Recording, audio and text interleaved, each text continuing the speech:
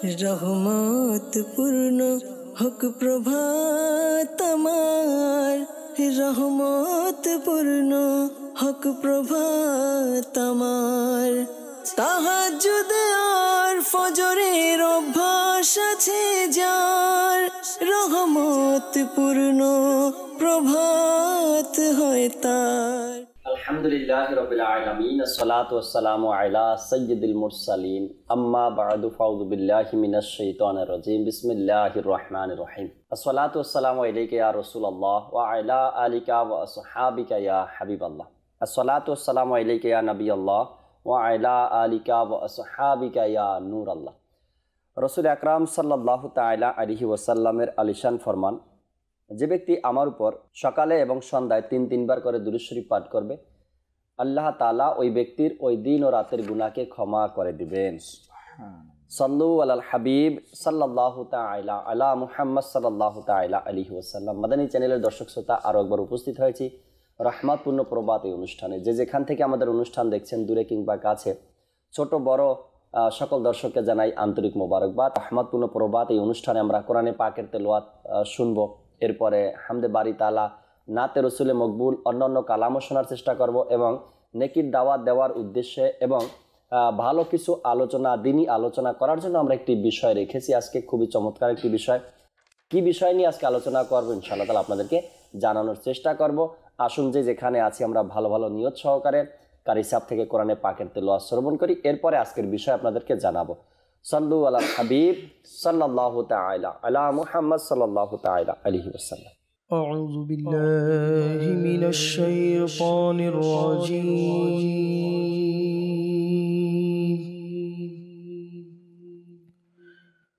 বিসমিল্লাহির রহমানির রহিম।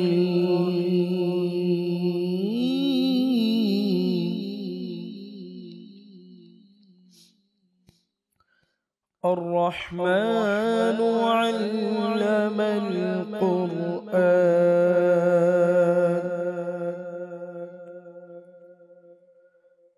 خلق الإنسان علمه البيان،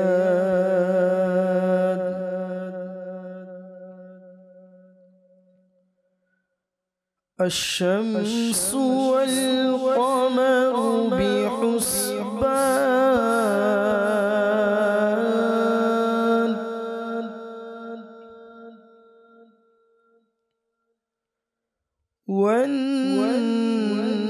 والنجم والشجر يسجدان،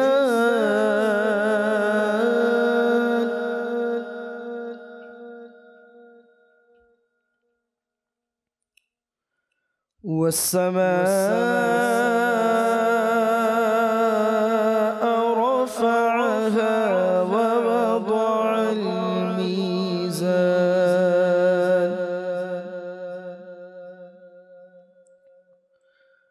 ألا تطغوا في الميزان،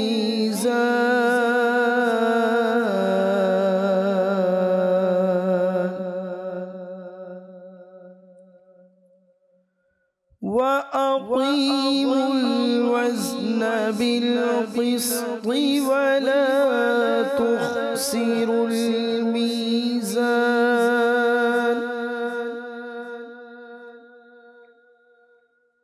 والأرض وضعها للأنام،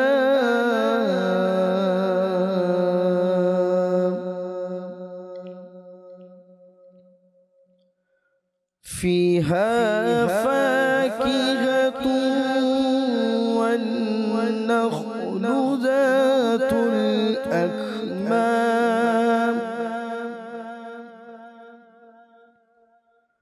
والحب ذو العصف والريحان،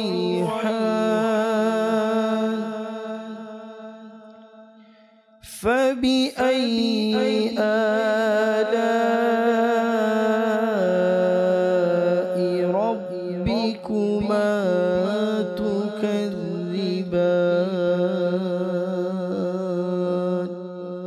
صدق الله العظيم.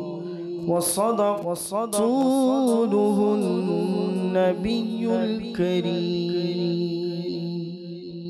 মাশাআল্লাহ মাশাআল্লাহ। আমরা মাদানী চ্যানেলের মাধ্যমে কোরআনুল কারীম থেকে সূরা আর রহমানের কিছু আয়াতে কারিমা তেলাওয়াত শ্রবণ করলাম। আল্লাহ তাবারক ওয়া তাআলা এই সূরা আর রহমানের মধ্যে কোন বিষয়গুলো তুলে ধরেছেন, কোন কোন বিষয়গুলো এখানে ইরশাদ করেছেন, কিছু দিক নির্দেশনা রয়েছে এই সূরার মধ্যে। সূরা আর রহমান যখনই আমরা কানজুল ঈমান হাতে নিয়ে বসব আর এর অর্থ, এর তর্জমা আমরা পড়ার চেষ্টা করব, আল্লাহ চাহে অনেকগুলো বিষয় আমাদের জানা হবে এই সূরা আর রহমান থেকে। আমির আহলে সুন্নাত দামাত বারাকাতুহুল আলিয়া ইসলামী ভাইদেরকে মাদানী ইনামাত নেক আমল রিসালার মধ্যে প্রতিদিন বলেন, আজকে কি আপনি কোরআনুল কারীমের 3 আয়াত তর্জমা অথবা তাফসির করা এবং শোনার সেই সৌভাগ্য অর্জন হয়েছে কিনা?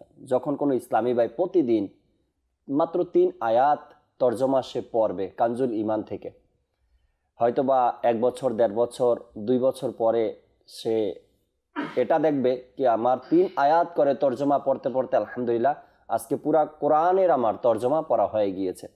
খুবই সহজ একটি কাজ। আর এই কোরআন আমাদের হেদায়েতের এক পথ প্রদর্শক বলা হয়েছে। কোরআন আমাদের জন্য নাজাত বলা হয়েছে। যখন এই কোরআন তেলাওয়াত করব আর কোরআনের অর্থ জানার চেষ্টা করব, তখন নাজাতের পথ আমাদের পরিষ্কার হয়ে যাবে। আল্লাহ তাবারক ওয়া তাআলা আমাদেরকে কোরআনের ভালোবাসা অন্তরে দান করুক। দর্শক শ্রোতা, আজকের যে বিষয় আমরা রেখেছি ইনশাআল্লাহ তাআলা আপনাদের কল নিব, আজকের বিষয় সম্পর্কে এসএমএসগুলো পড়ার চেষ্টা করব ইনশাআল্লাহ তাআলা। আল্লাহ তাবারক ওয়া তাআলার যে সকল পয়গাম্বার বা নবী আলাইহিস সালাতু ওয়াস সালাম আল্লাহ তাআলা দুনিয়াতে পাঠিয়েছেন, কখনো কাউকে খলিলুল্লাহ বলেছেন, আবার কারো নামের পরে আমরা দেখি রুহুল্লাহ, আবার কাউকে কালিমুল্লাহ। এক একজনকে, এক এক নবীকে ভিন্ন ভিন্ন লকাবে আমরা কিতাবের মধ্যে তাদের নাম মোবারকগুলো পড়ি বা পেয়ে থাকি। এর মধ্যে ইব্রাহিম আলাইহিস সালাতু ওয়াস সালামকে আল্লাহ তাবারক ওয়া তাআলা নিজের খলিল বলেছেন, খলিলুল্লাহ। আর সর্বশেষ নবী, আখিরি নবী, হায়াতুন নবী, জিন্দা নবী, নূরের নবী মুহাম্মদে মুস্তাফা সাল্লাল্লাহু তাআলা আলাইহি ওয়াসাল্লামকে নিজের মাহবুব বলেছেন, নিজের হাবিব বলেছেন। আর ইব্রাহিম আলাইহিস সালাতু ওয়াস সালামও কেমন নবী ছিলেন, কেমন পয়গম্বর ছিলেন, আল্লাহ তাবারক ওয়া তাআলার কেমন নবী ছিলেন যে তাকে খলিল বলেছেন, আর হুজুর আকরাম সাল্লাল্লাহু আলাইহি সাল্লামকে মাহবুব বলেছেন। এখন খলিল আর মাহবুবের এর মধ্যে পরিচয় কি? দুইজনের মর্যাদা কি? দুইজন নবী রসুল ছিলেন, আর আল্লাহ তাবারক ওয়া তাআলার পক্ষ থেকে তাদেরকে দুনিয়াতে প্রেরণ করা হয়েছে নবী রসুল হিসেবে। এখন এর পরিচয়, মর্যাদা যখন আমরা জানবো, জানতে পারবো, আল্লাহ চাই ইনশাআল্লাহ তাআলা আমাদের ইমানের মধ্যে আরও মজবুত হবে, ইমান আরও পাকাপোক্ত হবে। যদিও কিছু ধোঁকা থাকে শয়তানের, তাও আমাদের অন্তর থেকে দূর হয়ে যাবে ইনশাআল্লাহ। আজকে আমরা আলোচনা এই বিষয় করব, খলিল ও মাহবুবের পরিচয় নিয়ে ইনশাআল্লাহ তাআলা। আলোচনায় যাওয়ার পূর্বে আসুন আমরা শোয়েব আত্তারি ভাই থেকে হামদে বারি তাআলা শ্রবণ করি। এরপর ইনশাআল্লাহ তাআলা মোবালিকে দাওয়াত ইসলামী আমাদের সাথে রয়েছেন নূর হোসেন ভাই আর আমাদের মিরাজ আত্তারি ভাই, তাদের থেকে গুরুত্বপূর্ণ কিছু আলোচনা আমরা শুনব ইনশাআল্লাহ তাআলা। সাল্লু আলাল হাবিব সাল্লাল্লাহু তাআলা আলা মুহাম্মদ সাল্লাল্লাহু তাআলা আলাইহি ওয়াসাল্লাম। সাল্লাল্লাহু আলাইকা ইয়া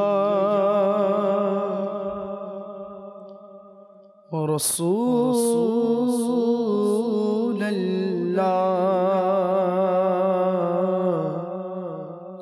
ওয়া সাল্লাম আলাইকা ইয়া हबीबल्लाह। अल्लाह की सरताब कदम शान है ये, इंसान ही इंसान वो इंसान है ये। और कुरान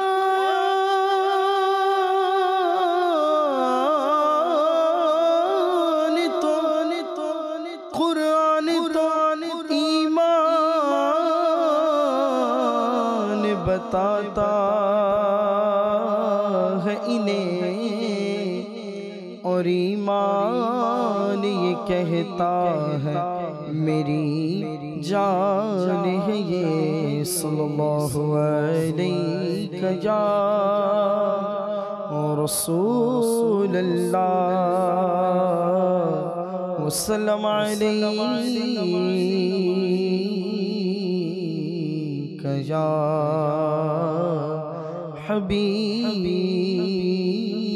حبیب اللہ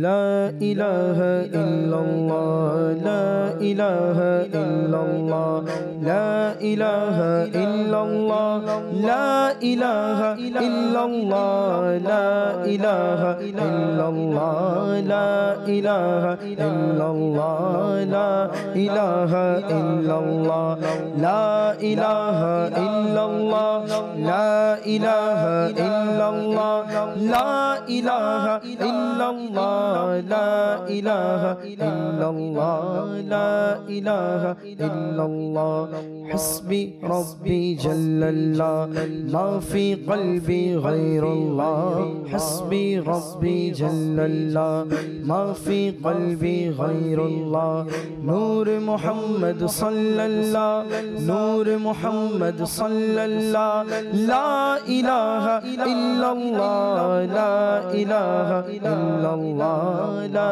الہ الا اللہ لا الہ الا اللہ لا الہ الا اللہ لا الہ الا اللہ لا الہ الا اللہ لا الہ الا اللہ اول و آخر تم ہی اللہ ظاہر و باطن تم ہی اللہ اول و آخر تم ہی اللہ ظاہر و باطن تم ہی اللہ حافظ و ناصر تم ہی اللہ حافظ و ناصر تم ہی اللہ لا الہ الا اللہ لا الہ الا اللہ لا الہ الا اللہ لا الہ الا اللہ لا الہ الا اللہ لا الہ الا اللہ لا الہ الا اللہ لا الہ الا اللہ امرا گناہگار بندہ ক্ষমা করো হে খোদা আমরা গুনাহগার বান্দা ক্ষমা করো হে খোদা দেখাও নূর নবীর রওজা দেখাও নূর নবীর রওজা সেথায় পড়ি এই কালমা লা ইলাহা ইল্লাল্লাহ লা ইলাহা ইল্লাল্লাহ লা ইলাহা ইল্লাল্লাহ লা ইলাহা ইল্লাল্লাহ লা ইলাহা ইল্লাল্লাহ লা ইলাহা ইল্লাল্লাহ হাসবি রব্বি যে বলবে রহমত বরকত সে পাবে হাসবি রব্বি যে বলবে রহমত বরকত সে পাবে উদ্দেশ্য পূরণ হবে উদ্দেশ্য পূরণ হবে লা ইলাহা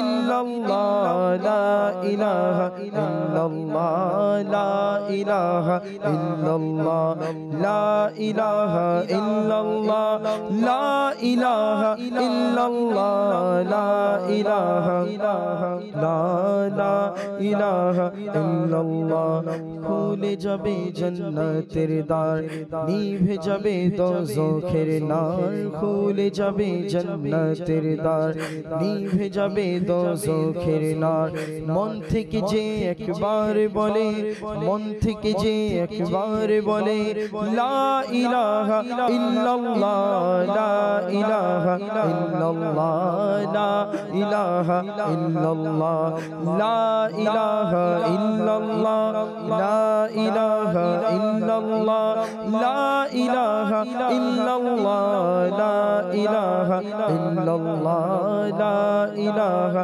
ইল্লাল্লাহ লা ইলাহা ইল্লাল্লাহ মুহাম্মাদুর রাসূলুল্লাহ اللہ تعالی علیہ وسلم ماشاءاللہ اللہ تبارک و تعالیٰ ذکر তাও আমাদের নসিব হলো। আল্লাহ তাবারক ওয়া তাআলা কবুল করে নিক। দর্শক, আজকের যে বিষয় আমরা রেখেছি খলিল ও মাহবুবের পরিচয়। একজন ব্যক্তি, যদি আমরা নর্মাল দুনিয়ার কোনো উদাহরণ দিই, একজন ব্যক্তিকে যখন দেশের কোনো মন্ত্রী বা এলাকার কোনো চেয়ারম্যান যখন একজন সাধারণ মানুষকে মহব্বত করে, তখন ওই মহব্বতের কারণে ওই সাধারণ মানুষটা সমাজের মধ্যে দামি হয়ে যায়। কেন দামি হয়ে যায়? তার সাথে চেয়ারম্যানের ভালো সম্পর্ক। আর এই ভালো সম্পর্কটাকে আমরা নিজের কাজে লাগাতে চাই।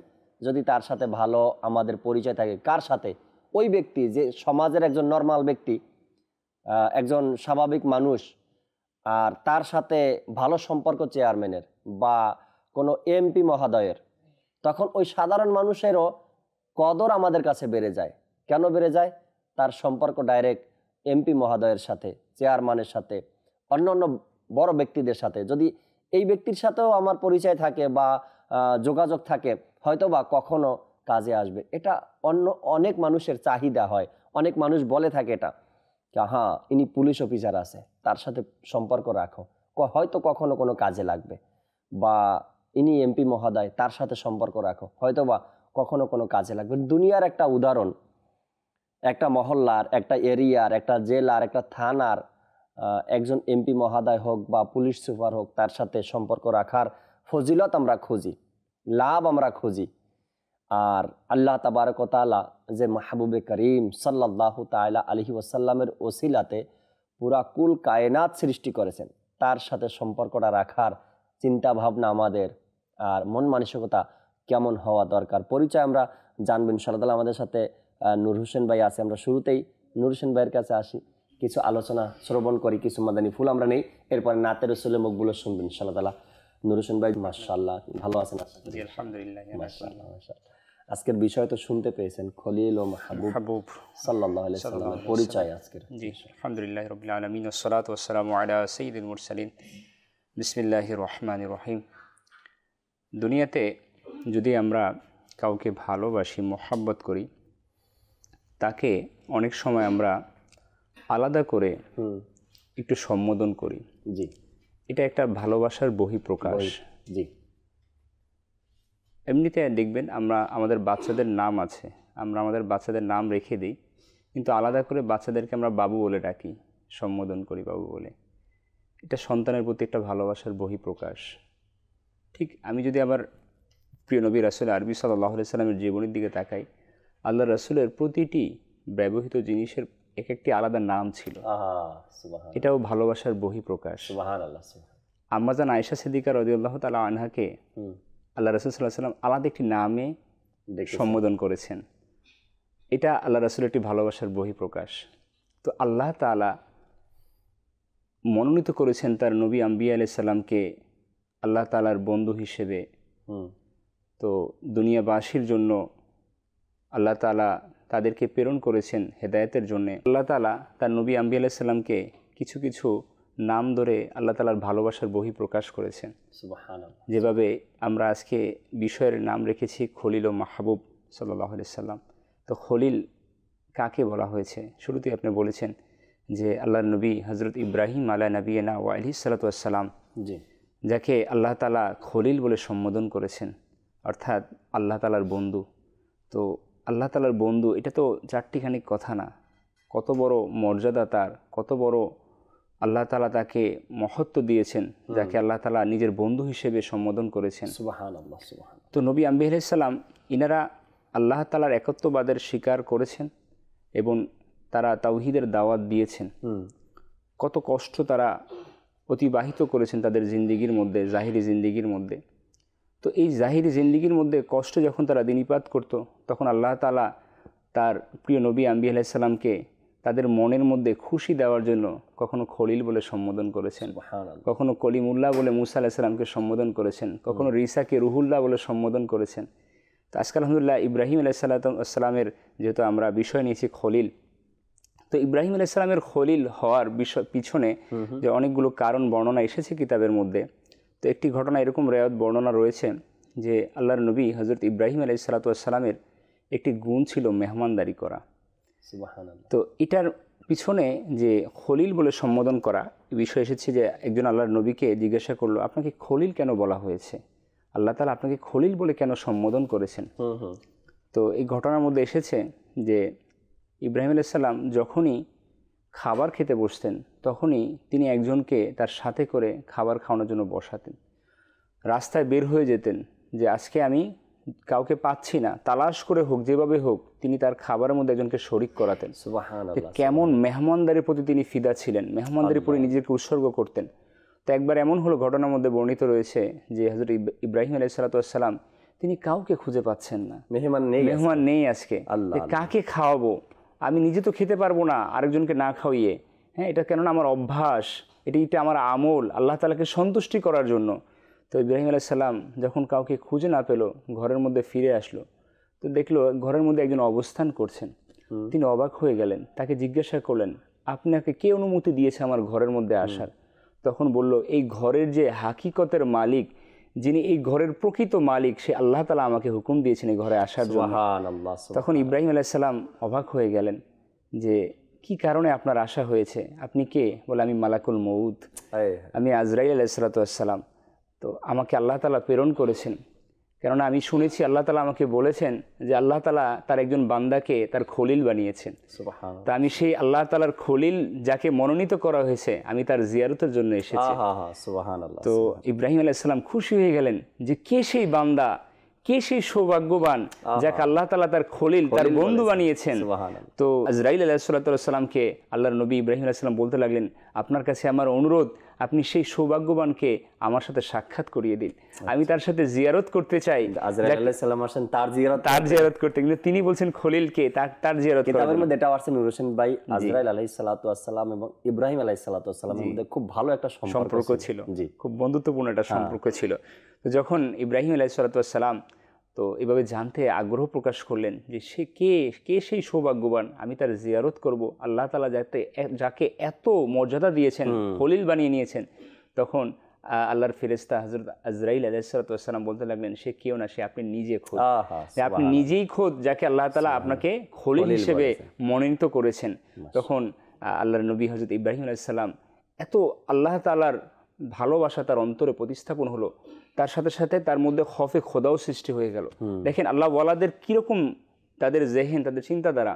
আমরা তো ভালোবাসাতে অনেক সময় আত্মহারা হয়ে যাই না, অনেক দেখবেন ভালোবাসাটাকে কিন্তু আমরা অনেক সময় সেটাকে এমনভাবে ব্যবহার করি, যেটা আমি শুরুতে বললাম যে যদি কোনো আমার যদি কোনো ব্যক্তির সাথে এমন ব্যক্তির সাথে পরিচয় বা সম্পর্ক ভালো, আমি অন্যায় করলেও সে কি করবে, আমাকে সাপোর্ট করবে। ওই মুহূর্তে গিয়া তখন কি করে সে, মানে বিবেক বিবেচনার বাহিরে গিয়ে এমন কিছু কাজ করে, আর এটা আত্মবিশ্বাস রাখে আমার পিছনে কেউ আছে, আমাকে সাপোর্ট করবে। আমি যদি খুন খারাপি করি, মার্ডার করি, খারাপ কাজ করি, অন্যায়ভাবে চলাফেরা করি, বাস হয়তো মামলা হবে না, হয়তো পুলিশ নিয়ে যাবে, কিন্তু আমাকে নিয়ে আসার একজন আছে। এই যে এক ভালোবাসা পাওয়ার পরে সে সেই ভালোবাসাটাকে খারাপ দিকে ইউজ করতেছে, ক্ষমতার দিকে ইউজ করতেছে। কিন্তু ইব্রাহিম আলাইহিস সালাম যখন দেখলেন যে আল্লাহ তাবারক ওয়া তাআলা সৃষ্টিকর্তা তাকে খলিল বানিয়েছেন, তখন সে তার চিন্তা ভাবনাটা কোন দিকে নিয়ে গেলেন? সে যেখানে তাকে খুশিতে আত্মহারা, স্বাভাবিক, আল্লাহ তাআলা আমাকে খলিল বানিয়েছেন, শুকরিয়া আল্লাহ তাআলার দরবারে আনন্দ হওয়া, কিন্তু সেখানে তিনি তার অন্তরের মধ্যে খফে খোদা আল্লাহ তাআলার ভয় নিয়ে এসেছেন, যে আমার ভয় অন্তরে, এটা তো কিন্তু নেককারদের একটা আলামত, তারা সব সময় আনন্দের সাথে সাথে নিজের ভয় অন্তরে প্রতিস্থাপন করতেন।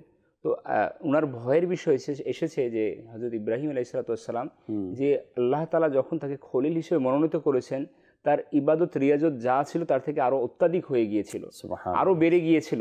তার খফে খোদা এমন হয়ে গিয়েছিল যে তার প্রতিটি হাড়ের, তার অঙ্গ প্রত্যঙ্গের হাড়ের মধ্যে যেমন পানি বলকালে শব্দ হয় জাকির ভাই, এরকম কান্নার শব্দ হতো আল্লাহ তাআলার ভয়ে। যে কেমন খফে খোদা তার অন্তরের মধ্যে প্রতিস্থাপন হয়েছিল, তার অঙ্গ প্রত্যঙ্গ জোড়ায় জোড়ায় আল্লাহ তাআলার ভয়ে কান্নারত অবস্থায় ছিল। ইব্রাহিম আলাইহিস সালামকে খলিল বানাবে না তো আল্লাহ তাআলা কাকে খলিল বানাবে? যার অন্তরের মধ্যে ভয়, যার অন্তরের মধ্যে আল্লাহ তাআলার প্রতি ভালোবাসা। তো আল্লাহ তাআলা এইভাবে ইব্রাহিম আলাইহিস সালামকে সম্মান করেছেন, নিজের বন্ধু বানিয়েছেন। তো ইব্রাহিম আলাইহিস সালামের যে তবলিগি কাজ, সেটার মাধ্যমে তিনি তার খলিলিয়াতের পরিচয় দিয়েছেন যে আল্লাহ তাআলা এমনি এমনি আমাকে খলিল বানিয়েনি, আল্লাহ তাআলা আমাকে সেই মর্যাদায় সম্মানিত করেছেন। খলিল কেন বলেছেন আল্লাহ তাবারক ওয়া তাআলা, এর পিছনে ইব্রাহিম আলাইহিস সালাতু ওয়াস সালামের অনেক পরিশ্রম আছে, অনেক কষ্ট আছে, অনেক ত্যাগ আছে। আর এই ত্যাগ, কষ্ট, পরিশ্রম, পরীক্ষা এগুলো যখন আল্লাহ তাবারক ওয়া তাআলার দরবারে কবুল হয়ে গিয়েছে, আল্লাহ তাবারক ওয়া তাআলা তখন তাকে বন্ধু বলেছেন, খলিল বলেছেন। আমরা জানবো যে দিনী কাজ বা দাওয়াতের কাজের মাধ্যমে ইব্রাহিম আলাইহিস সালাতু ওয়াস সালাম যে নিজে আল্লাহ তাবারক ওয়া তাআলার খলিল হয়েছেন, এই বিষয়টা আমরা জানার চেষ্টা করব ইনশাআল্লাহ তাআলা। দর্শক শ্রোতার জন্য আমরা প্রতি অনুষ্ঠানের চেষ্টা করি একটি ভিডিও প্যাকেজ রাখার জন্য, দর্শকের অভিমত তাও আজকে দেখাবো। তবে আমরা নাতে রসুলে মকবুল সাল্লাল্লাহু আলাইহি সাল্লাম শুনবো, এরপর ইনশাআল্লাহ তাআলা মিরাজ ভাই আছে, মিরাজ ভাই থেকেও আমরা আলোচনা শুনবো। দেখি আমরা শোয়েব ভাই আমাদেরকে শুরুতে কোন কালাম শোনাবে আজকে ইনশাআল্লাহ তাআলা।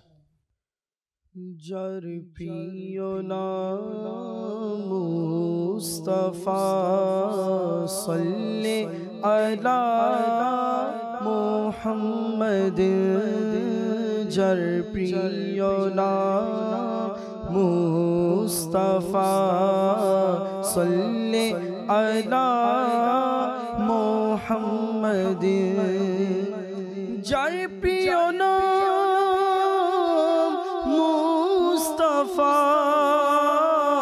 সাল্লি আলা মুহাম্মদ, তারি তরে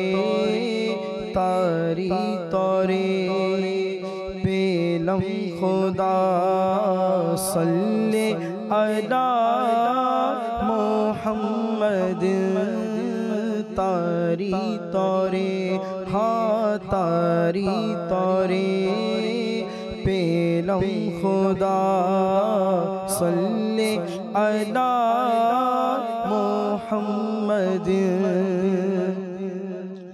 রূহুল আমিন গেলেন রয়ে, নবী গেলেন আরশ পানে, রূহুল আমিন গেলেন রয়ে, নবী গেলেন আরশ পানে, আরশে আযম দিল সারা সাল্লি আলা মুহাম্মদ, আরশে আযম দিল সারা সাল্লি আলা মুহাম্মদ, প্রিয় নবী তোমারি নাম জান্নাতের সব খানে লেখা, প্রিয় নবী তোমার নাম জান্নাতের সব খানে লেখা, তোমার তরে আকা তোমার তরে সৃজন ধরা সাল্লি আলা মুহাম্মদ, যার প্রিয় নাম মুস্তাফা সাল্লি আলা, যখন ফেরেশতা কবরে নবীর চেহারা দেখাবে, যখন ফেরেশতা কবরে নবীর চেহারা দেখাবে, পরি যেন আল্লাহ পরি যেন সেথাই খোদা সাল্লি আলা মুহাম্মদ, পরি যেন মোরা পরি যেন সেথাই খোদা সাল্লি আলা মুহাম্মদ, বিপদ তাহার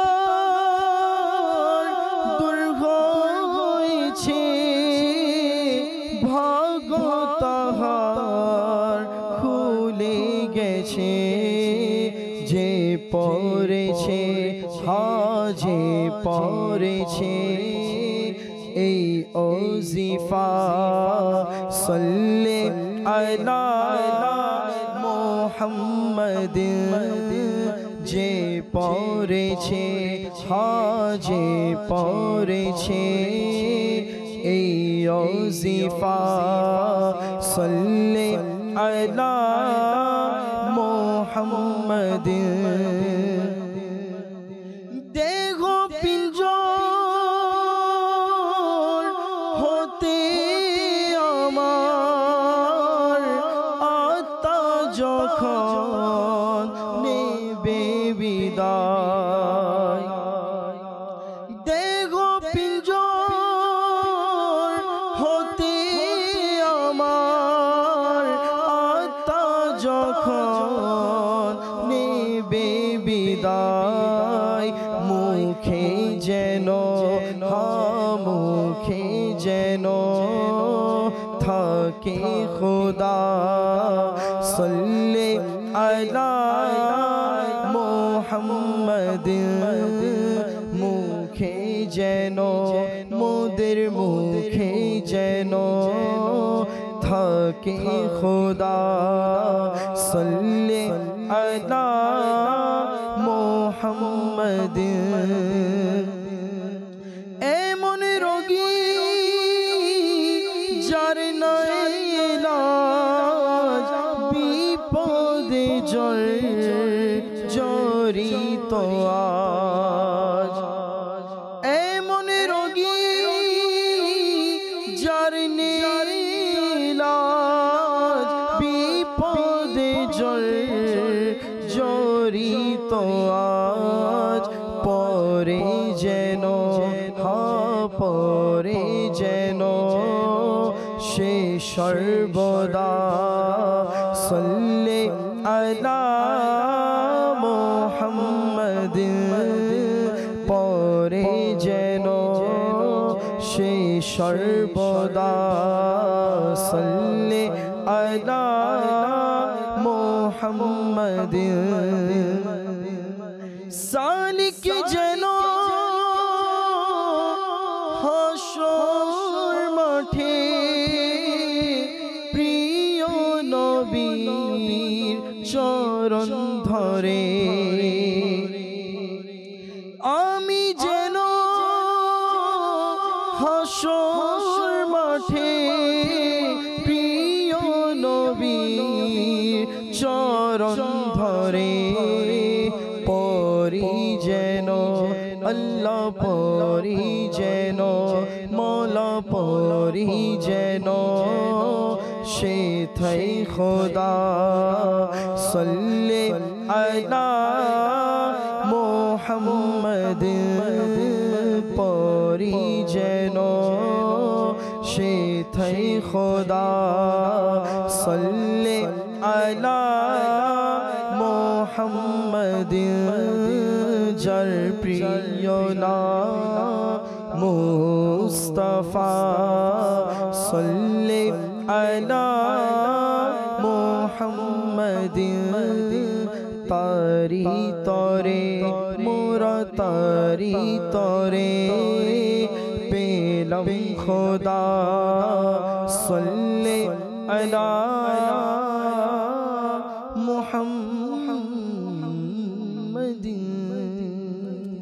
মাশাআল্লাহ মাশাআল্লাহ। দর্শক শ্রোতা, নাতে রসুলে মকবুল সাল্লাল্লাহু তাআলা আলাইহি ওয়াসাল্লাম শুনতেছিলাম আমরা। কিছু আলোচনা করি মিরাজ ভাইয়ের সাথে, এরপর ইনশাআল্লাহ তাআলা একটি ভিডিও প্যাকেজ আছে আপনাদের অভিমত, তাও দেখাবো, এরপর পরে আপনাদের কলও নেওয়ার চেষ্টা করবেন ইনশাআল্লাহ তাআলা। মিরাজ ভাই, আজকের বিষয় তো শুনতে পেয়েছেন, খলিল ও মাহবুবের পরিচয়। আগে আপনার থেকে আলোচনা শুনি, এরপরে যাব। আলহামদুলিল্লাহি রাব্বিল আলামিন ওয়াসসালাতু ওয়াসসালামু আলা সাইয়্যিদিল মুরসালিন। তো মুহাদ্দিস দেহলবী রহমতুল্লাহি তাআলা আলাইহি যে এইভাবে বর্ণনা করে যে আল্লাহ তাআলা হযরতে সাইয়্যিদুনা ইব্রাহিম খলিলুল্লাহ আলা নবীনা ওয়া আলাইহি সালাতু ওয়াসসালামকে যে খলিল মাকাম দ্বারা আল্লাহ তাআলা তাকে ধন্য করেছে, এবং আমাদের প্রিয় নবী রাসূল আরবি সাল্লাল্লাহু আলাইহি ওয়াসাল্লামকে মাহবুব তথা হাবিবুল্লাহ দ্বারা আল্লাহ তাআলাকে এই লকাব দ্বারা ধন্য করেছে। এর অর্থ আপনার করতে গিয়ে আব্দুল্লাহ হক মুহাদ্দিস দেহলভী রহমতুল্লাহি তাআলা আলাইহি ইনি বলে যে খলিলুল্লাহ এর সার্বিক অর্থ হলো যিনি খলিল, আল্লাহ তাআলার বন্ধু। আর হাবিবুল্লাহ খুদ আল্লাহ তাআলা যার বন্ধু, যে আল্লাহ তাআলা আমার নবীকে, আলহামদুলিল্লাহ আজকে পরিচয় খলিলুল্লাহ এবং হাবিবুল্লাহ যা মহব্বতের ভিতরে কি ইনাদের পরিচয় কি, এই সম্বন্ধে মুহাদ্দিস দেহলভী রহমতুল্লাহি তাআলা আলাইহি বলে যে আল্লাহ তাআলা, এক তো আমরা তুষার ভাই মুখ থেকে শুনলাম যে আল্লাহ তাআলা ইব্রাহিম খলিলুল্লাহ আলা নবীনা ওয়া আলাইহি সাল্লাতু ওয়া সালাম, ইনার খৌফে খোদা, ইনার আপনার যে আল্লাহ তাআলার ভয় তার মাঝে ছিল, তার তো একটি বিষয়। কিন্তু আল্লাহ তাআলা আমাদের নবী মাহবুবে আরবি সাল্লাল্লাহু আলাইহি ওয়াসাল্লাম ইনাকে যে মাকাম দান করেছে, মুহাদ্দিস দেহলভী রহমতুল্লাহি তাআলা আলাইহি বলে যে আল্লাহ তাআলা আমার নবীকে যেই মাকাম দান করেছে, এই মাকামের অর্থ হলো যে খলিলুল্লাহ, এটার যে আপনার যে মাকাম, এটা দুনিয়ার জন্য কি, এটা দুনিয়াতে অনেক শান শৌকতালে এটা বোঝায়। আর আল্লাহ তাআলা যে আমার নবীকে যে মাকাম দান করেছে, এর অর্থ হলো যে আমার নবীকে আল্লাহ তাআলা শাফায়াতের কি মাকাম, যা কাল কিয়ামতের ময়দানে সকল নবী যখন নিজের আমল ধারা নিজে ইয়ানুফসি করতে থাকবে, এমন একটি বিষয় ওই সময় যে সকল মানুষকে আল্লাহ তাআলা যাকে শাফাআত করার অধিকার দান করবে, তিনি হলো আমাদের নবী রাসূল আরবি সাল্লাল্লাহু আলাইহি ওয়াসাল্লাম। আসলে জাকির ভাই, এই মাসটা মিরাজের মাস। যদি আমরা আমার নবীর এই মাহবুবের আলোচনা, তার পরিচয় নিয়ে যদি আমরা আলোচনা করতে যাই, এখানে আলহামদুলিল্লাহ অনেক বিষয় চলে আসে, যার মধ্যে একটি বিষয় যে আল্লাহ তাআলা আমার নবীকে যে লকাব দ্বারা, আমার নবীর এই লকাব আল্লাহ তাআলা এর দ্বারা কী বুঝালো, আমাদের এই বিষয়ে আমাদের জ্ঞান রাখা খুবই জরুরি।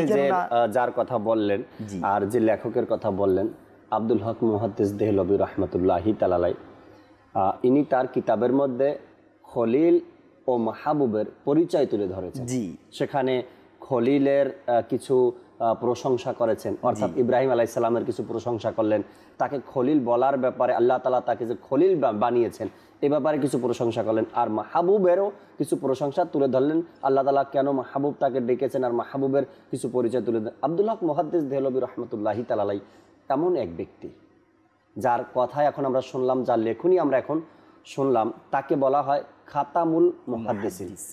আল্লাহু আকবার। খাতামুল মুহাদ্দিসিন বলা হয় আব্দুল হক মুহাদ্দিস দেহলভী রহমতুল্লাহি তাআলা আলাইহিকে। আর ওলামায়ে কেরাম লেখেন আব্দুল হক মুহাদ্দিস দেহলভী রহমতুল্লাহি তাআলা আলাইহি বিদায়ের পর, অর্থাৎ তিনি তো ইন্তেকাল করেছেন, তার বিদায়ের পরে এমন আর মুহাদ্দিস ভবে আর আসবে না, দুনিয়াতে আর হবে না, এমন একজন মুহাদ্দিস তিনি ছিলেন।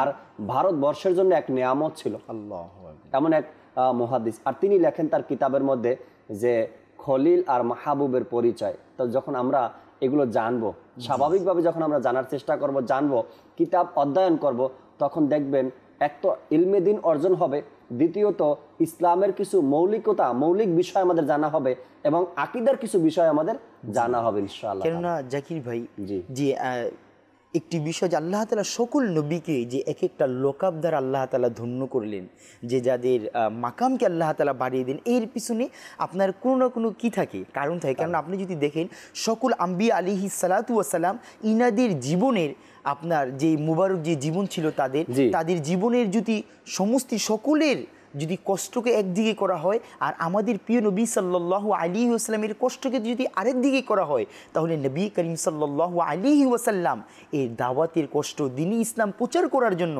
যে আমার নবীর যে কষ্ট ছিল, তার সকলের সাথেও কি হবে না, একত্রিত হবে না। কারণ আল্লাহ তাআলা এর জন্য আমার নবীকে, সকল নবীকে আল্লাহ তাআলা যত মুজিজা দান করেছে, এর সমপরিমাণ মুজিজা আল্লাহ তাআলা আমার নবীকে দান করেছে সাল্লাল্লাহু আলাইহি ওয়াসাল্লাম।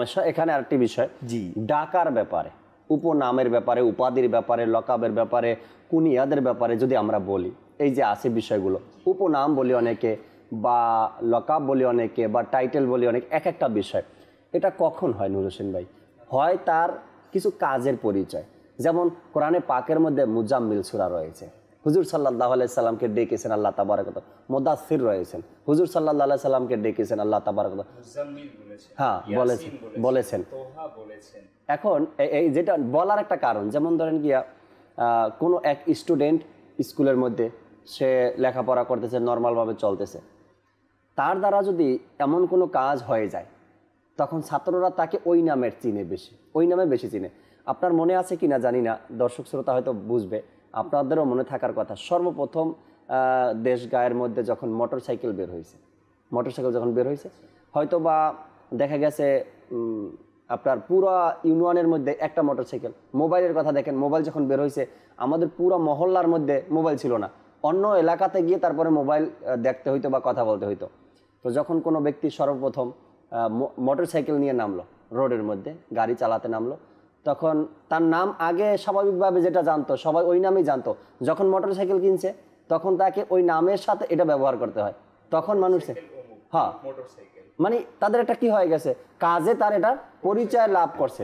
আবার দেখবেন কোনো ব্যক্তি নর্মাল, সে এমনিতেই ইবাদত রিয়াজত করতেছে, যখন সে হজ করে আসে হাজি সাহেব বলে। আবার অনেকের বাড়ির নামে তো নামও হয়ে যায় হাজি সাহেবের বাড়ি বা হাজি বাড়ি, এভাবে হয়ে যায়। এই কাজে রাসূল করিম সাল্লাল্লাহু আলাইহি সাল্লাম অন্যান্য নবী আলাইহিস সালাতু ওয়াস সালামদেরকেও এক একটা কাজের পরে, এক একটা ভালো গুণের পরে আল্লাহ তাবারক ওয়া তাআলা এরকম নাম ধরেছেন। আবার সাহাবা ইকরামের ব্যাপারে দেখেন, আবু হুরায়রা রাদিয়াল্লাহু তাআলা এমন এক কাজ করলেন যাকে আল্লাহ নবী সাল্লাল্লাহু আলাইহি ওয়াসাল্লাম এই উপাধি দান করলেন। এই নামই সবাই চিনে, এই নামে সবাই জানে। আবু হুরায়রা রাদিয়াল্লাহু তাআলা আসার নাম অনেকেই জানি না আমরা, এখন আবু হুরায়রা জানি।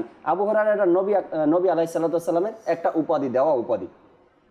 তো নবী আলাইহিস সালাতু ওয়াস সালামদেরকে খুশি হয়ে ভালোবেসে আল্লাহ তাবারক ওয়া তাআলা কিছু নামের উপাধি দান করেছেন। আমরা একটা ভিডিও প্যাকেজের দিকে যাই, এরপরে নুর হোসেন ভাই রয়েছেন, আলোচনা শুনবো, কিছু কল রয়েছে, কল আমরা নেওয়ার চেষ্টা করবো। আমাদেরকে আজকের অনুষ্ঠানের ভিডিও প্যাকেজটি দেখিয়ে দিই। আসসালামু আলাইকুম রহমতুল্লাহ। আমি মোহাম্মদ গোলাম রাব্বি আত্তারি। আমি আসলে কুনমিং ইউনিভার্সিটি, যেখানে ইউনানে অবস্থিত, ওখানে পড়াশোনা করি এবং আমার ডিপার্টমেন্ট হলো হোটেল ম্যানেজমেন্ট। এবং আলহামদুলিল্লাহ আমি আসলে বাংলাদেশের লকডাউনে ছুটির এসে আসছিলাম। তো আমাকে একটা জিনিস খুশি হলো যে আমি আমার ছুটিটাকে দাওয়াত ইসলামীর এই মাদানী পরিবেশে এসে কাটাতে পারি। এটা আমি আসলে আল্লাহর প্রতি অনেক শুকর আদায় করি, আলহামদুলিল্লাহ। তো আসলে আমার একটাই কথা থাকবে যে দাওয়াত ইসলামী আসলে এমন একটা সংগঠন যেখানে শুধু স্টুডেন্ট বলতে নয়, প্রত্যেকটা সেক্টরের মানুষরা এখানে নিজেরা এসে ভালো কিছু শিখতে পারবে, যেটা আসলে আমাদের ইসলামে আমাদের মুমিনদের জন্য আসলে যেটা প্রয়োজন। যেমন আমরা গোসল করি, গোসলের ফরজ জানা প্রয়োজন, আমরা ওযু করি, ওযুর ফরজ জানা প্রয়োজন। এবং আলহামদুলিল্লাহ এইসব আমরা আইসা এখানে দাওয়াত ইসলামের মাধ্যমে এগুলো শিখতে পারলাম। তো আলহামদুলিল্লাহ আমি প্রত্যেকের কাছে আহ্বান করবো, শুধু এই নয় যে স্টুডেন্ট বা এই নয় শুধু ব্যবসায়ী, চাকরিজীবী, যত শ্রেণীর মানুষ আছে, আলহামদুলিল্লাহ দাওয়াত ইসলামী যেভাবে প্রত্যেকের ক্ষেত্রে যেভাবে এগিয়ে চলতেছে, আলহামদুলিল্লাহ আমরা এভাবে খুশি হচ্ছি যে দাওয়াত ইসলামী যেভাবে, শুধু আমি বাংলাদেশে এসে দাওয়াত ইসলামীকে পাচ্ছি এমন নয়, আমি চায়নাতেও দাওয়াত ইসলামীর ফয়জানে মদিনাও দেখেছি, প্লাস দাওয়াত ইসলামী অনেক ইসলামী ভাইকেও দেখেছি। তো আলহামদুলিল্লাহ আমি এটা দিয়ে খুশি হচ্ছি যে আমার বাংলাদেশে একটা গর্বিত দাওয়াত ইসলামীকে আমি আমার অন্য দেশেও পেয়ে আসলে আমি অনেক খুশি।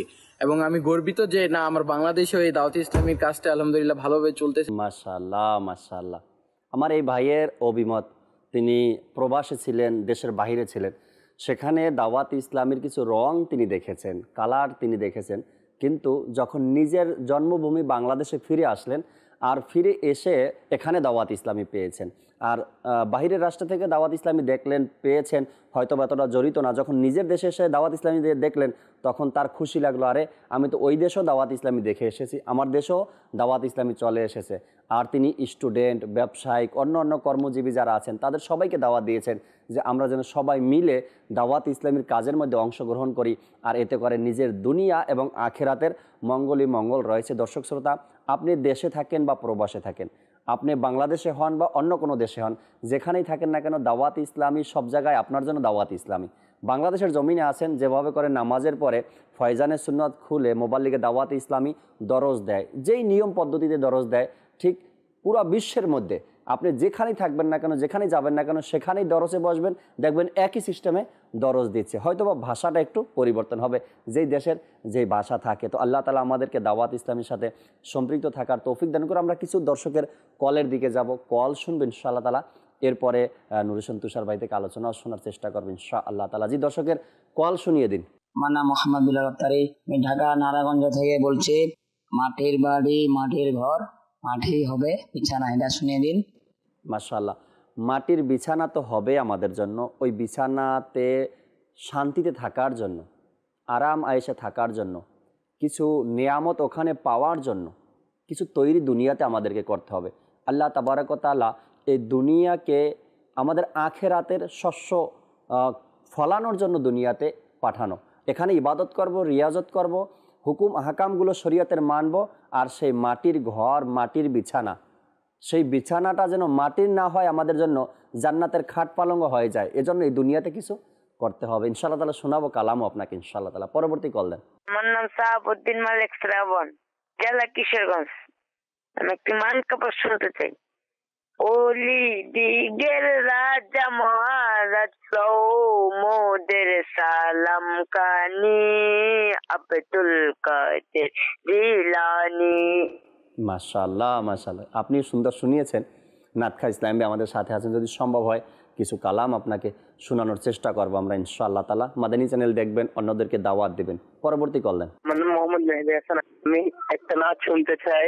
নাচটি হলো বাগদাদের মুসাফির আমার সালাম। ঠিক আছে ইনশাআল্লাহ তাআলা শোনাবো, সাথে থাকুন। পরবর্তী কল। আমার নাম হাফিজ মোহাম্মদ সালাউদ্দিন, আমি ঢাকা থেকে বলছি। চোখের তারা নামে মোহাম্মদ, এই নাচের অর্থটি আমি শুনতে চাই। মাশাআল্লাহ, চোখের তারা নামে মুহাম্মদ, এই কালাম আপনি শুনতে চান, শোনাবো, সাথে থাকতে হবে। আমরা যে আজকের বিষয় রেখেছি, দর্শক শ্রোতা নুর হোসেন ভাই আমাদের সাথে রয়েছেন। আজকের বিষয় খলিল ও মাহবুব এর পরিচয়। আমরা আলোচনা শুনছিলাম মোবাল্লিগের দাওয়াত ইসলামী থেকে, আরও কিছু আলোচনা আমরা করবেন ইনশাআল্লাহ তাআলা। নুর হোসেন ভাই আমাদের সাথে রয়েছে। নুর হোসেন ভাই, এখানে একটি বিষয়, যখন কোনো ব্যক্তিকে কেউ যত আপন ভাবে, যে কেউ আপন ভাবে কোনো ব্যক্তিকে, তখন ওই ব্যক্তি সম্পর্কে, যেমন ধরেন গিয়া আপনার মধ্যে আর মিরাজ ভাইয়ের মধ্যে ভালো একটা সম্পর্ক, এখন আমি তৃতীয় পক্ষ, আমি যখন মিরাজ ভাইয়ের ব্যাপারে আপনাকে কিছু বলবো, তখন কিন্তু এটা আপনার সহ্য হবে না, জি, কখনোই সহ্য হবে না। আপনি চাইবেন সত্যতাটাকে প্রকাশ করার জন্য। হয়তোবা আমি বলতে চাইবো কি এই ব্যক্তি খারাপ, তার মধ্যে এমন খারাপ অভ্যাসগুলো আছে, তখন তার ভালোবাসার ব্যক্তি যে থাকে, সে এটাকে মিথ্যা প্রমাণ করবে আর সত্যটাকে সে সামনে তুলে ধরবে, না তার মধ্যে এই অভ্যাস নেই, তার মধ্যে খারাপ দোষগুলো নেই। আমার এই উদাহরণটা দেওয়ার কারণ হলো গিয়ে, আমরা মুসলমান আলহামদুলিল্লাহ, আর আমাদের ভালোবাসার জন্য হুজুর আকরাম সাল্লাল্লাহু আলাইহি সাল্লামই যথেষ্ট। আমরা তাকেই ভালোবাসবো, আর তাকেই আমাদের নবী, আর এটা আর কোনো প্রশ্নই আসে না। যখন কোনো ব্যক্তি হুজুর আকরাম সাল্লাল্লাহু তাআলা আলাইহি ওয়াসাল্লাম সম্পর্কে কোনো ধরনের কথা বলে, উল্টা সিধা কথা বলতে চায় বা বলে, তখন আমাদের দায়িত্ব, আমাদের কর্তব্য কি নবী আকরাম সাল্লাল্লাহু আলাইহি সাল্লামের শান মানকে তুলে ধরা। আজকের যে বিষয় আমরা নিয়েছি, না ইব্রাহিম আলাইহিস সালাতু ওয়াস সালামের ছোট করার উদ্দেশ্য, না তাকে অন্য কোনো উদ্দেশ্য নিয়ে, বাস পরিচয়টা তুলে ধরা। খলিল এবং মাহবুবের মধ্যে যে পরিচয় রয়েছে, এটা তুলে ধরার জন্যই ইনশাআল্লাহ তাআলা নুর হোসেন ভাই থেকে আরও কিছু আলোচনা আমরা শ্রবণ করব। একটা বিষয় আপনি উদাহরণ দিলেন, সেটার সাথে একটা প্রাসঙ্গিক ঘটনা নিয়ে আসবো। যে খলিল বলে সম্বোধন করলেন আল্লাহ তাআলা ইব্রাহিম আলাইহিস সালামকে, তো এক পক্ষ প্রশ্ন রাখলো, কেন যে ইব্রাহিম আলাইহিস সালামকে আল্লাহ তাআলা দুনিয়া অধিক সম্পদশালী করেছেন, তো যে দুনিয়ার এত অধিক সম্পদের মালিক হয়, সে কিভাবে খলিল হয়? এই প্রশ্ন রেখেছিলেন ফেরেশতারা আল্লাহ তাআলার দরবারে, যে আল্লাহ তুমি খলিল তো বানিয়েছো, কিন্তু সে তো, তাকে দেখা যাচ্ছে সে দুনিয়াদার, তার কাছে অনেক উট, অনেক গরু, অনেক ছাগল রয়েছে, সম্পদের মালিক রয়েছে। তো আল্লাহ তাআলা, ওই যে আপনি যেটা বললেন, একটা পক্ষ প্রশ্ন রাখে যখন ভালোবাসা বেশি হয়ে যায়, তো আল্লাহ তাআলা বললেন, যাও তোমরা আমার খলিলকে পরীক্ষা করে নাও যে আমি কেন তাকে খলিল হিসেবে মনোনীত করেছি। তো জিবরাইল আলাইহিস সালাম তিনি আসলেন মানুষের ভেষ ধরে আল্লাহর নবীর কাছে ইব্রাহিম আলাইহিস সালামকে পরীক্ষা করার জন্য। তো ইব্রাহিম আলাইহিস সালাম সেই মুহূর্তে তিনি মাঠের মধ্যে চড়াচ্ছিলেন, মেষ পালক। তো জিবরাইল আলাইহিস সালাম এসে আল্লাহ তাআলার জিকির করছিলেন। তো ইব্রাহিম আলাইহিস সালাম এটা শুনে তার অন্তরের মধ্যে একটা প্রশান্তির সৃষ্টি হলো। সুবহানাল্লাহ, আল্লাহ তাআলার নাম, আল্লাহ তাআলার জিকির শুনে তার অন্তরের মধ্যে প্রশান্তি অনুভব করতে লাগলো।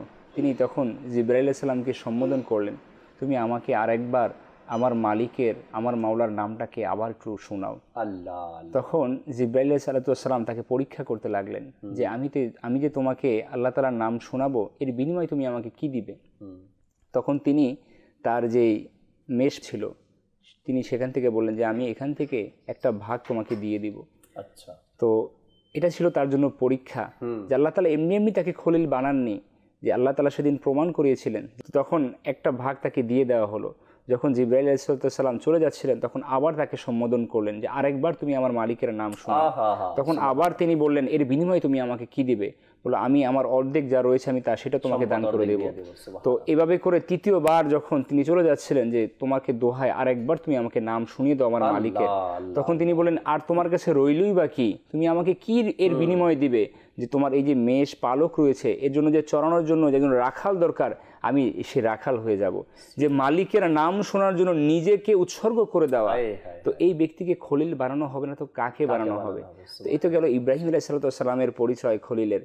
আর আমার প্রিয় আকা সালামের যে মাহবুবের পরিচয় আল্লাহ তাআলা কোরআনুল কারীমের মধ্যে দিয়েছেন। আল্লাহ তাআলা তার হাবিবকে প্রিয় বানিয়েছেন। মাহবুবের অর্থ হচ্ছে প্রিয়। তো প্রিয় বানিয়েছেন, এই প্রিয় বানাতে গিয়ে আল্লাহ তাআলা তাকে অসংখ্য গুণে গুণান্বিত করেছেন।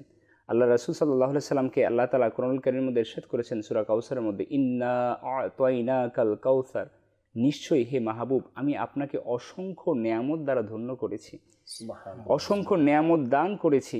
তো তাফসির কারক হযরত আল্লামা নঈমুদ্দিন মোরাদাবাদী রাহমাতুল্লাহ তাআলা তিনি বলেন যে আল্লাহ তাআলা আল্লাহর প্রিয় মাহবুবকে যে অসংখ্য নেয়ামত দ্বারা ধন্য করেছেন, অসংখ্য ফজিলত দান করে আল্লাহ তাআলা পুরো সৃষ্টির মধ্যে আল্লাহ রাসূলকে উচ্চতা দান করেছেন।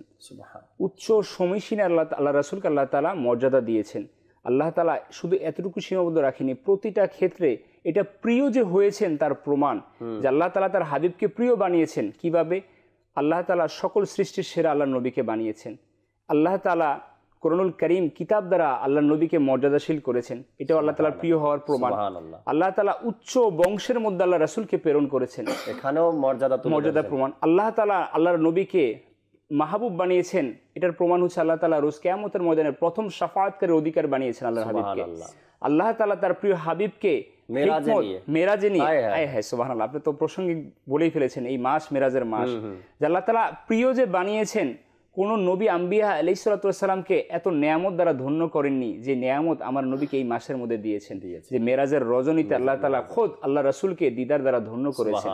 আল্লাহ রাসূল সাল্লাল্লাহু আলাইহি ওয়াসাল্লাম যে বলেছেন, ইরশাদ করেছেন যে আমি মেরাজের রাতে আমি আমার আল্লাহ তাআলাকে উত্তম আকৃতিতে জিয়ারত করেছি। তো এটা কত বড় নেয়ামত আর হাবিবের জন্য। তো আল্লাহ তাআলা তার প্রিয় মাহবুব সাল্লাল্লাহু আলাইহি ওয়াসাল্লামকে প্রিয় কিভাবে বানিয়েছেন, একটি ঘটনা এরকম তাফসীরুল সিরাতুল জিনানের মধ্যে এসেছে যে হুজুর সাল্লাল্লাহু আলাইহি ওয়াসাল্লাম যখন মদিনা শরীফের মধ্যে তাশরিফ আনলেন হিজরত করে, তো আল্লাহ তাআলার পক্ষ থেকে হুকুম ছিল বাইতুল মুকাদ্দাসের দিকে ফিরে নামাজ পড়া। তো বাইতুল মুকাদ্দাসের দিকে ফিরে নামাজ পড়া, সর্বপ্রথম কাবা সেদিকে নামাজ পড়া। তো হুকুম আদেশ পালন করতে হবে। আল্লাহ নবী আম্বিয়া আলাইহিস সালাম আল্লাহ তাআলার হুকুমকে অক্ষর অক্ষরে পালন করতেন। তো আল্লাহ রাসূল সাল্লাল্লাহু আলাইহি সাল্লাম বাইতুল মুকাদ্দাসের দিকে নামাজ তো পড়তেন ঠিকই, কিন্তু তার অন্তরের মধ্যে খেয়াল ছিল যে মুসলমানদের কাবা যদি খানায় কাবার দিকে কেবলা হয়ে যায় তাহলে আল্লাহ রাসূল সাল্লাল্লাহু আলাইহি সাল্লামের অন্তরটা খুশি হয়ে যাবে। তো প্রিয় হয় যে একটা মানুষকে যখন আপনি প্রিয় বানাবেন জাকির ভাই, তখন আপনার নিজস্ব কখনো পছন্দ থাকবে না, তখন আপনার পছন্দকে আপনি বিলীন করে তার পছন্দকে পূরণ করার জন্য আপনি নিজেকে উৎসর্গ করে দিবেন।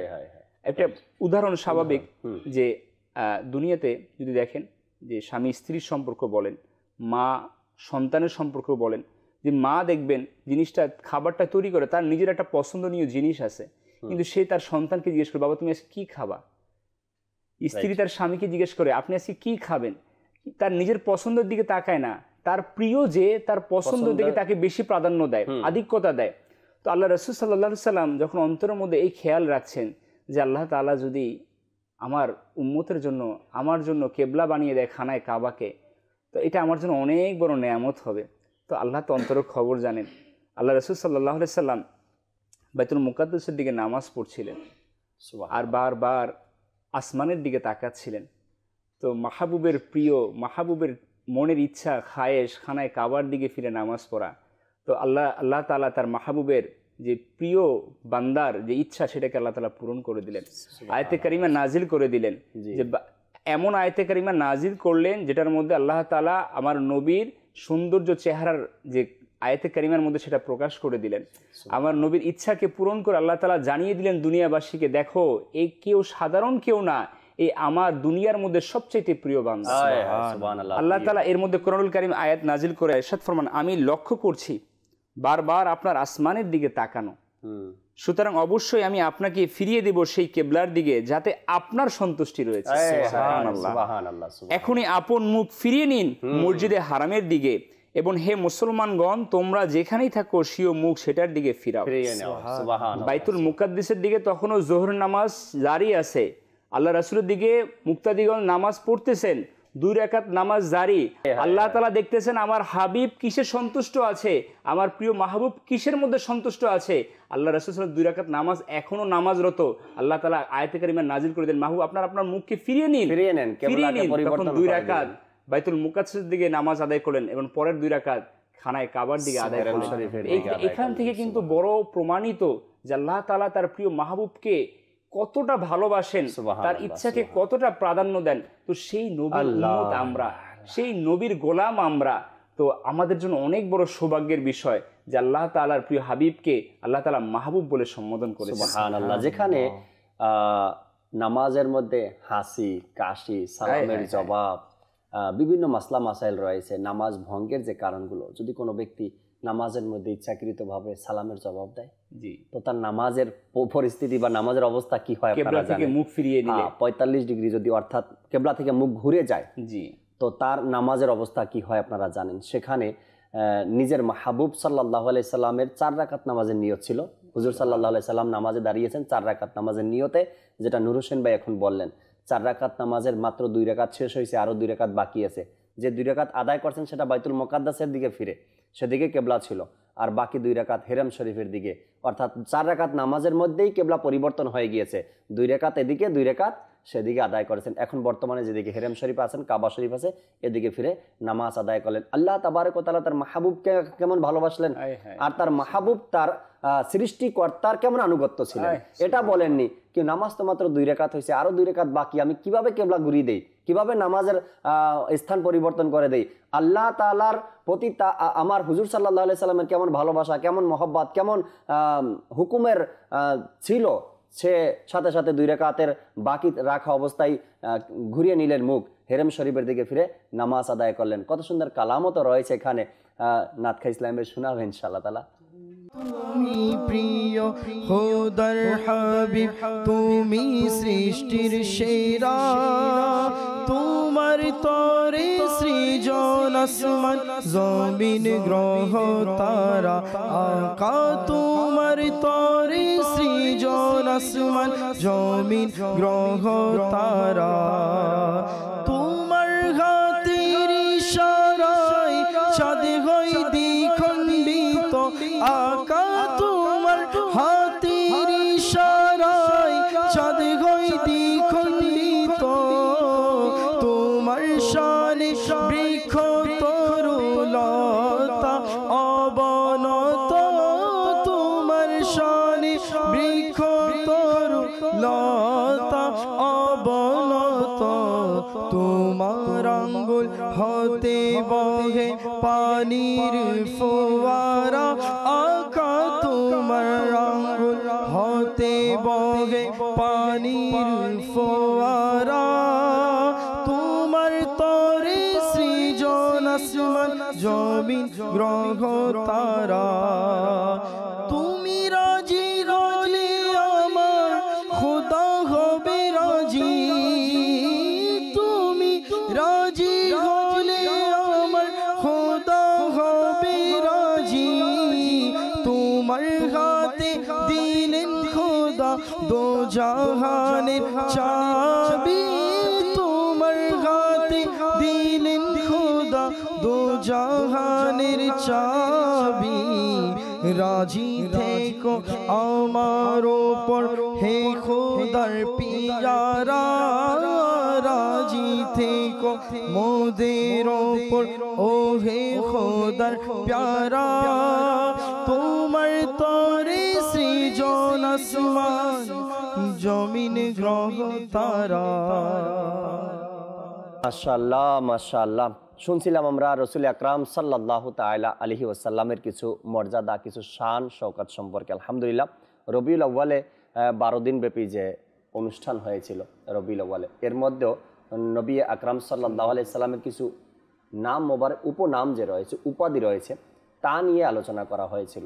এরকমের যদি করা হয় হয়তো বা পুরো বছর পার হয়ে যাবে নবী আকরাম সাল্লাল্লাহু আলাইহি সাল্লামের যে উপনামগুলো রয়েছে, উপাধিগুলো রয়েছে তা নিয়ে আলোচনা। আর এক একটা উপনামের পিছনে ইতিহাস আর ইতিহাস, সত্যি অনেক বড় বড় ইতিহাস। একদিন বিষয় ছিল নূর হোসেন ভাই, হয়তো আপনার মনে আছে, সিরাজুস সালিকিন। মানে এত এত ইতিহাস এর পিছনে, এত এত হাদিসে মোবারক, এত ঘটনা এর পিছনে রয়েছে সিরাজুস সালিকিন হওয়ার পিছনে। অর্থাৎ সিরাজুস সালিকিন যে এক উপাধি রয়েছে, এর কিছু বিস্তারিত আমরা আলোচনা করার চেষ্টা করেছিলাম। নবী আকরাম সাল্লাল্লাহু তাআলা আলাইহি ওয়াসাল্লামকে আল্লাহ তাবারক ওয়া তাআলা নিজের মাহবুব বলেছেন। আর মাহবুব বলেই শুধু হয়নি, কি মাহবুব বলে দিয়েছি, আমি আপনাকে বন্ধু বলে দিলাম, বাস সম্পর্ক হয়ে গেল, এরকমের নয়। এ টু জেড রসুল করিম সাল্লাল্লাহু আলাইহি সাল্লামকে কি বলবো, দয়াই দয়া, দয়াই দয়া আর নিয়ামতে নিয়ামত। কিয়ামতের ময়দান পর্যন্ত, জান্নাত পর্যন্ত এই মাহবুবই থাকবেন, কখনো পরিবর্তন আর এর মধ্যে নেই। কারণ আল্লাহ তাবারক ওয়া তাআলা কোরআনে পাকের মধ্যে ইরশাদ করেছেন, কিয়ামতের ময়দানে তোমরা দেখবে আমার নবীর শান কেমন। কিয়ামতের ময়দানে। আর আমিরুল সুন্নাত তো প্রায় বলেন, এখন আমরা যারা ইয়া রাসূলুল্লাহ বলতে পারি না, মানতে পারি না, শুনতে পারি না, কিয়ামতের ময়দানে দেখা যাবে আমার নবীর শান দেখে তখন তারাই আফসোস করবে, দুনিয়াতে কি করলাম। আর ওলামায়ে কেরাম ফরমান জাকির ভাই যে আল্লাহ তাআলা তো বান্দার আমলের অবস্থা সবই অবগত, তো কিয়ামতের সংগঠন কি দরকার ছিল? আল্লাহ তাআলা তো এমনিতেই জান্নাত জাহান্নাম ধার্য করে দিতে পারে, কিন্তু ওলামায়ে কেরাম ফরমান যে কিয়ামতটা সংগঠিত হবে আমার নবীর শানকে তুলে ধরে।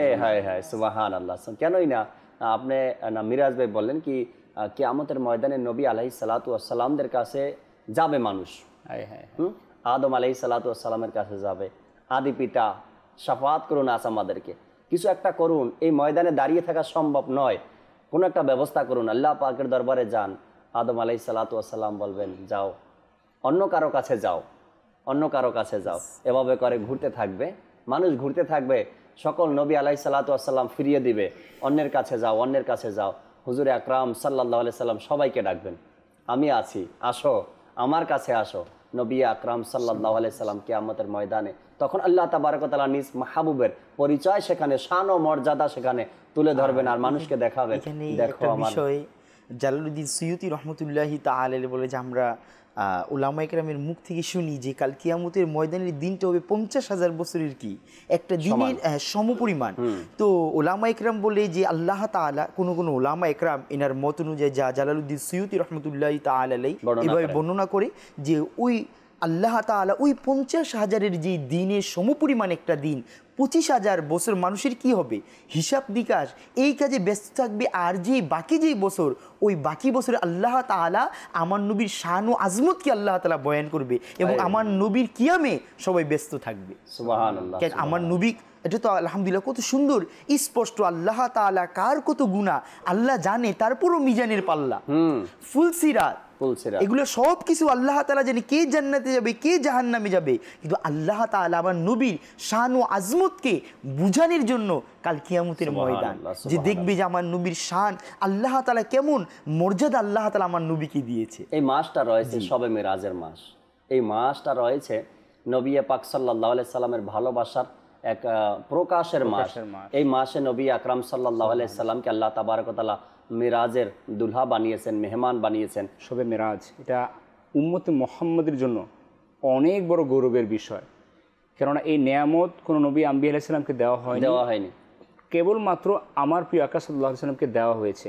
আর শবে মেরাজ এমন একটা ইতিহাস, এমন একটা ঐতিহ্য মুসলমানের জন্য, যেটার মাধ্যমে মুসলমান তার প্রিয় আকা সাল্লাল্লাহু আলাইহি সাল্লামের শান মানকে সে জানতে পারবে। কিন্তু আফসোসের বিষয় হচ্ছে আজকে অধিক সংখ্যক মসজিদের মধ্যে শবে মেরাজের যে কার্যক্রম রয়েছে, অনুষ্ঠান রয়েছে, সেটাকে আয়োজন করা হয় না। শবে বরাত আমাদের দেশের মধ্যে আলহামদুলিল্লাহ খুব ধুমধামের সাথে আয়োজন হয়, কিন্তু আমার কাছে প্রশ্ন হচ্ছে শবে মেরাজের কেন আয়োজন আমরা কমতি করি? যে শবে মেরাজের মাধ্যমে আমরা নামাজের মতো নেয়ামত পেয়েছি, যে শবে মেরাজের মাধ্যমে আমরা আমার নবীর জবান থেকে জান্নাতের যে নেয়ামত রয়েছে, সুসংবাদ রয়েছে, সেটা আমরা পেয়েছি। জাহান্নামের যে ভয়াবহতা রয়েছে সেই দুঃসংবাদও আমরা পেয়েছি, যাতে আমরা সতর্ক হয়ে যাই। তো এই যে সার্বিক আলোচনা এই মেরাজের রাতের মধ্যে রয়েছে, যদি আমরা চাই যে আমার নবীর শান মানকে পুরো দুনিয়াবাসীর সামনে তুলে ধরতে, আমার নবীর শানকে মানুষের বেধর্মী যারা অমুসলিম রয়েছে তাদের সামনে তুলে ধরতে, তাহলে সবে মেরাজকে তুলে ধরতে হবে। এখানে আজকে মত পার্থক্য রয়েছে জাকির ভাই আমাদের মধ্যে, যে মুসলমানদের মধ্যে এত দল বিভক্তিত কেন, মুসলমানদের মধ্যে এত মত পার্থক্য কেন?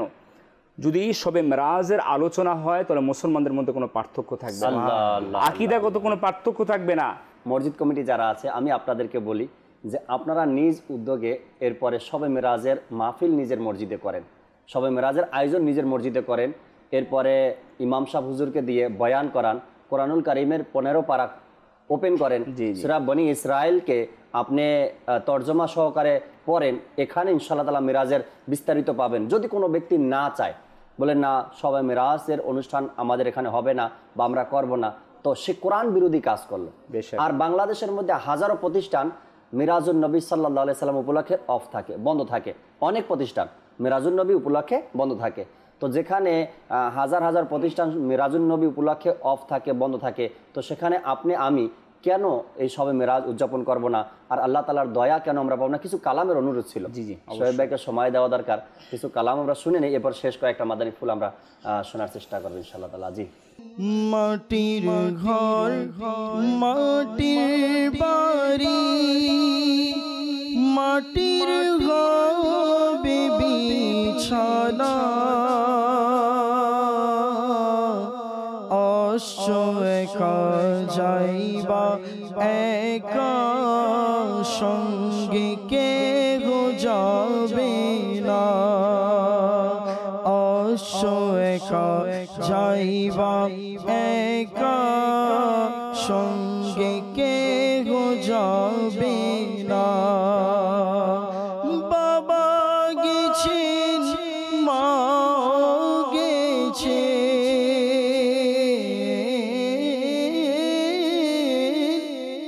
বাবা গেছেন মা গেছে, কেউ তো ফিরে আসলো না,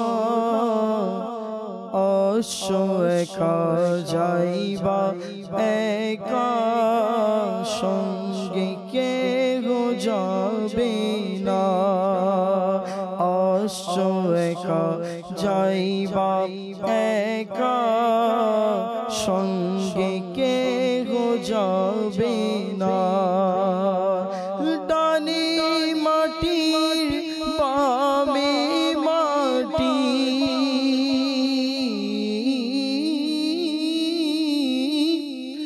ডানে মাটি বামে মাটি, মাটির হবে বিছানা, অশ্ব একা যাইবা একা, সঙ্গে কেহ যাবে না, অশ্ব একা যাইবা একা, সঙ্গে কেহ যাবে না। আমরা যদি রাসূল করিম সাল্লাল্লাহু তাআলা আলাইহি ওয়াসাল্লামের যে কথাগুলো আলোচনাগুলো আমরা শুনছি, সবার কাছে আশা করি ভালো লাগে এমন আলোচনাগুলো। আপনারা যদি চান কি হ্যাঁ প্রতিদিন কিছু না কিছু শুনি, মাদানী চ্যানেল দেখতে হবে, মাদানী মুজাকারা দেখি।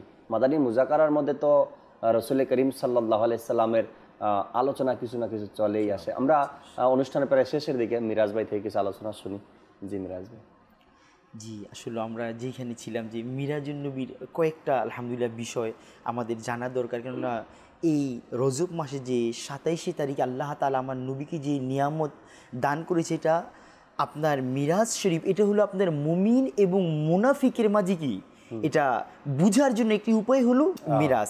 যদি কেউ মুমিন এবং মুনাফিককে চিনতে যায় তাহলে সে জানে কি এটাকে দেখে নেয়, কেননা মিরাজুন নবীতে আল্লাহ তাআলা আমার নবীকে এই যে মাহবুব, তাদের এই লকাব যে আল্লাহ তাআলা দান করলো, এইভাবে সৈয়দুল আম্বিয়া ইমামুল মুরসালিন যে আল্লাহ তাআলা যেভাবে আমার নবীকে এই লকাবগুলো দান করলো, এর মধ্যে একটি হাকিকত যদি আমরা দেখি যে মিরাজুন নবী আজকে মুসলমানদের মাঝে এই বিষয় নিয়ে কি আপনার অনেকের বিভ্রান্তি, মাযাল্লাহ ইলম না থাকার কারণে, আর যারা এটাকে মান্য করে গেছে, যারা এই আমলের কথা স্বীকার করে গিয়েছে তারা হলো আব্দুল্লাহ হক মুহাদ্দিস দেহলভী রহমতুল্লাহি তাআলা আলাইহি। যদি আমরা একটু দেখি যে বাইতুল মুকাদ্দাসে আজও একটি পাথর আল্লাহ পাকের দয়ায় যে পাথরটা যখন আমার নবী করিম সাল্লাল্লাহু আলাইহি ওয়াসাল্লাম যখন রফরফে ওঠার জন্য যে পাথরের উপরে আল্লাহ নবীর কদম পড়লো, আমার নবীর শান ও আজমত কেমন ছিল, ওই পাথর মুহূর্তের মধ্যে আপনার নরম হয়ে গেল। এটা আমার নবীর একটা বিশেষ মুজিজা ছিল।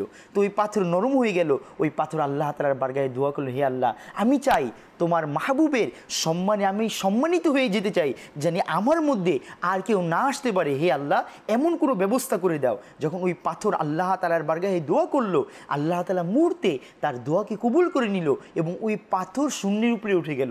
আজও আলহামদুলিল্লাহ যে সকল সৌভাগ্যবান যারা মুসলমান ওইখানে যাওয়ার সৌভাগ্য অর্জন করে বাইতুল মুকাদ্দাসে, আজও পর্যন্ত ওই পাথর শূন্যের উপরে রয়েছে। আল্লাহ, তো আপনি এই মিরাজকে বিশ্বাস করবেন না তো কাকে বিশ্বাস করবেন? মাশাআল্লাহ।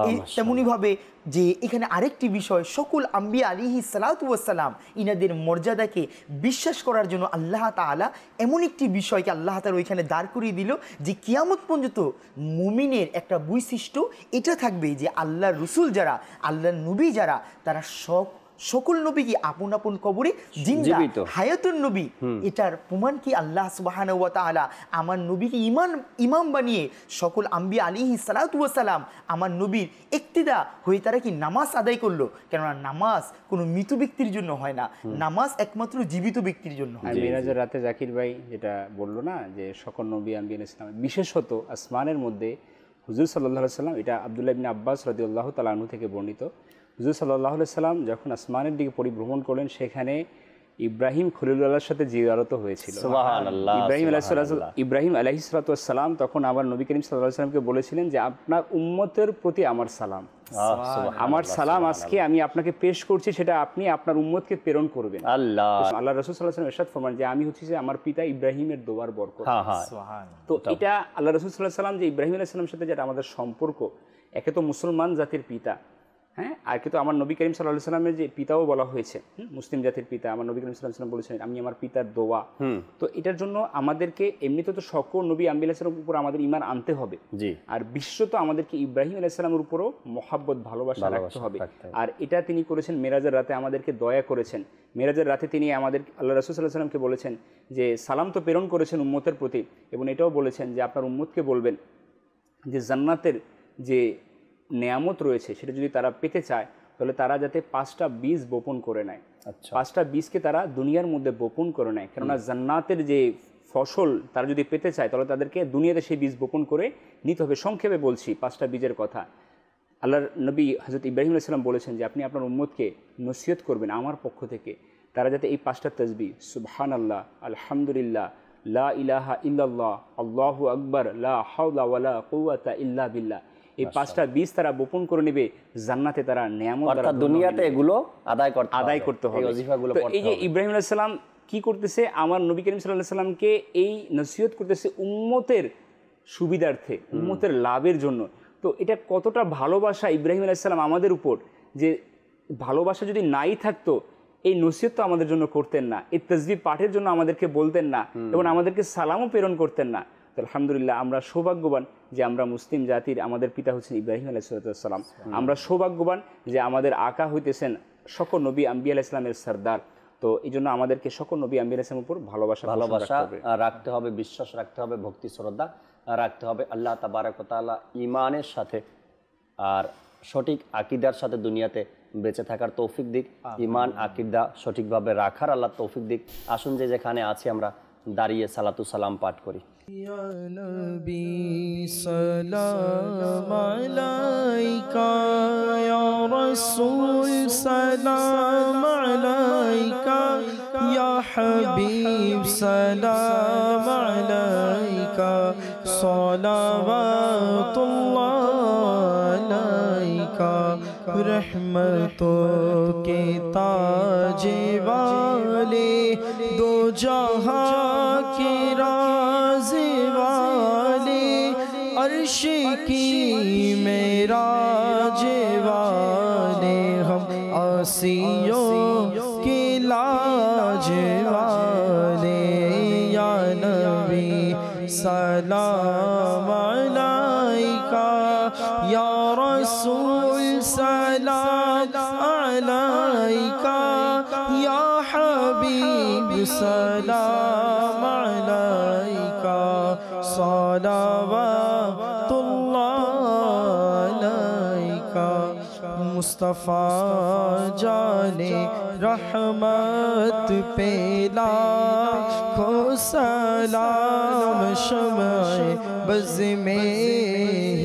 ہدایت پہ لاکھوں سلام غوث اعظم امام تو کا بنوں کا جلوہ شان قدرت پہ ڈال دی قلب میں عظمت مصطفیٰ سیدی اعلیٰ حضرت پہ لاکھوں سلام فیض سے جن کے لاکھوں نمازی بنے فیض سے جن کے لاکھوں امام سجے اس امیر اہل سنت پہ لاکھوں سلام مصطفیٰ جانے رحمت پہ لاکھوں سلام شمع بز میں ہدایت پہ لاکھوں سلام الصلاۃ والسلام علیک یا رسول اللہ وعلی آلک واصحابک یا حبیب اللہ سبحانک اللہم وبحمدک لا الہ الا انت استغفرک واتوب الیک سبحانک اللہم وبحمدک لا الہ الا انت استغفرک واتوب الیک سبحانک اللہم وبحمدک لا الہ الا انت استغفرک واتوب الیک الصلاۃ والسلام علیک یا نبی اللہ وعلی آلک واصحابک یا نور اللہ لا الہ الا اللہ محمد رسول اللہ صلی اللہ تعالی علیہ وسلم রহমত পূর্ণ হক প্রভাত আমার রহমত পূর্ণ হক প্রভাত আমার তাহাজ্জুদ আর ফজরের অভ্যাস আছে যার রহমত পূর্ণ প্রভাত হয় তার।